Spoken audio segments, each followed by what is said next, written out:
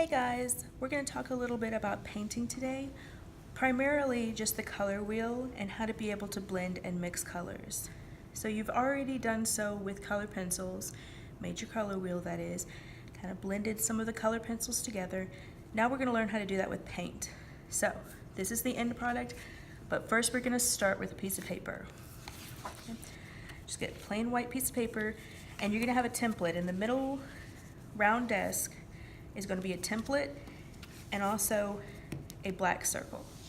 You're going to take your template first and trace it with a pencil. Okay. Take your time with this. If you rush too much or don't hold your piece, you're going to have a little wonky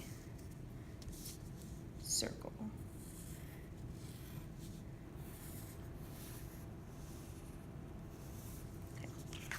So there is the outside, and you're going to use a circle to make the inside of your template. So just kind of eyeball it, take your time, and then trace your circle. I've done this several times, so I'm kind of fast, so take your time.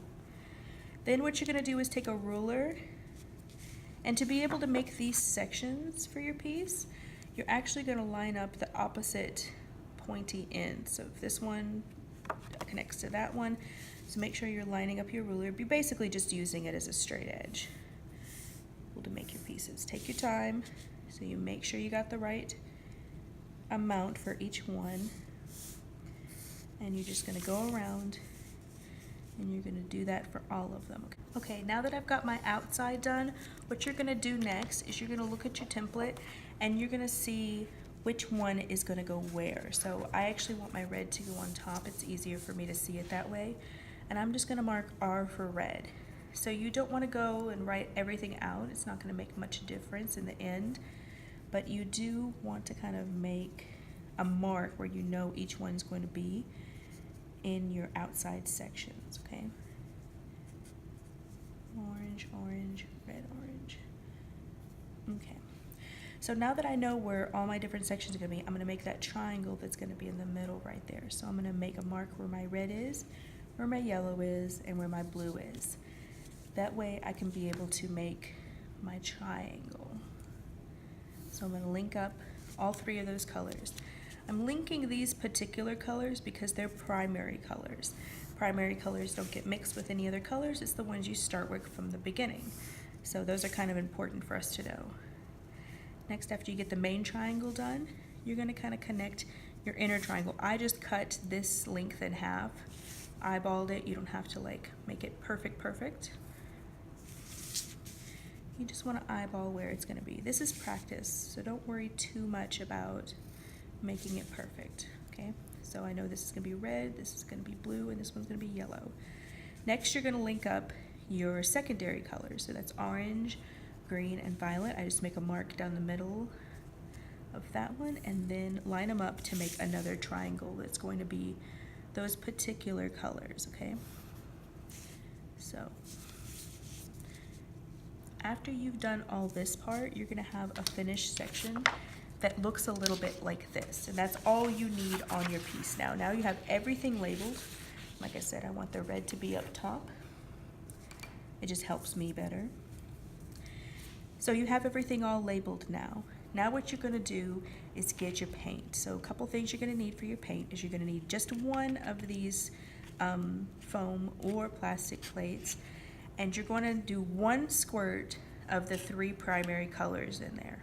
Don't get too much. You can see this is just one squirt, and this is plenty to be able to do what you need to do, okay? And you're going to get a paintbrush, and you're going to get a cup half full of water. You don't want it completely full because whenever you're swishing your paintbrush around, you don't want it to be too full. You're just going to need about half, maybe a little bit less, okay? But also you're going to need a paper towel to be able to dab your paintbrush into, so don't forget to have one of those as well, okay? So since we already have our primary colors, we don't need to mix them. We just need to put them down. So I'm going to erase where I put red. That way it doesn't show through. And I'm just going to get my paintbrush and I'm going to dip it into red. And I'm going to put those sections down. Everywhere that it says red, I'm going to paint it in with my paintbrush. Take your time. Make sure you're getting the edges.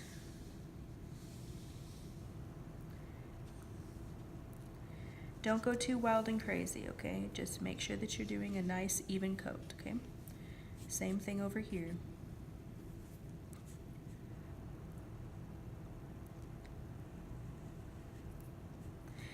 Now, whenever you're doing these coats, you're probably going to notice that they look a little streaky, especially when they dry.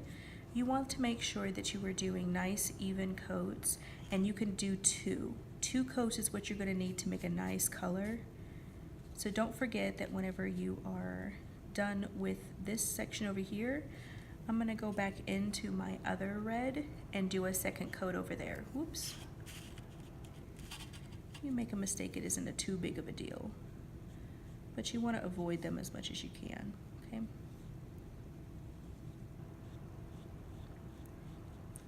Okay, nice even layers. And then this one's fairly dry, so I'm going to go ahead and put another one in, okay? While my red's not mixed with anything, okay? So you're going to do the same thing to your blue and your yellow before you mix them with anything, okay? So what you want to do after you have all your primaries done is you're going to want to do your secondary colors. So you're going to take your pencil and erase wherever it says orange, because we're going to use our red and our yellow to make orange, okay?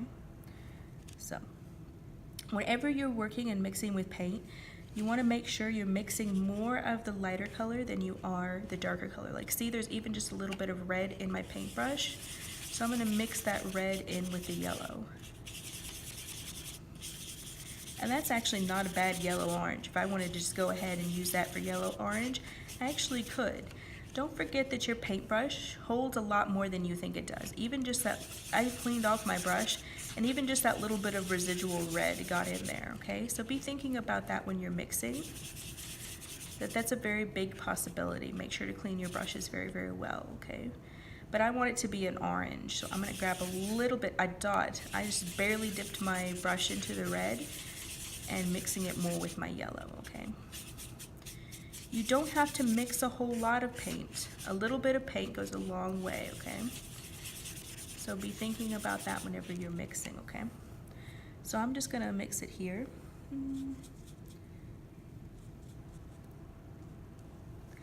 Just a little bit more red.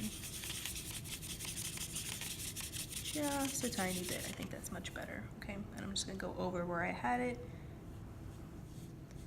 Okay. Don't mix on your paper though, okay? You want to make sure that you're mixing just on your palette, because if you start mixing your colors on your paper, it's going to look very, very streaky, and you're going to get several colors together. It's not going to look like one cohesive color.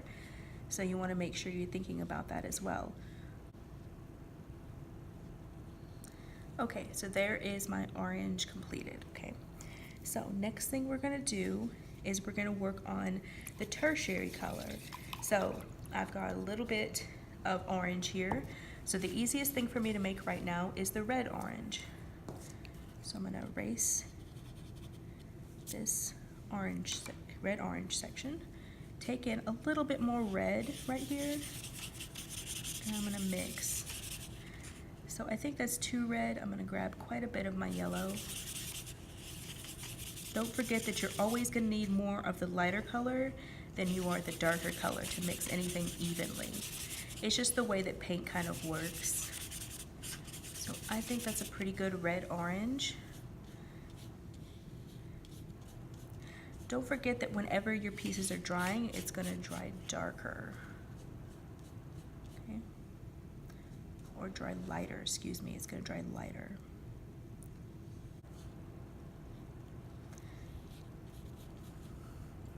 Before I mix this color, I would have gone into the orange and made a second coat there as well.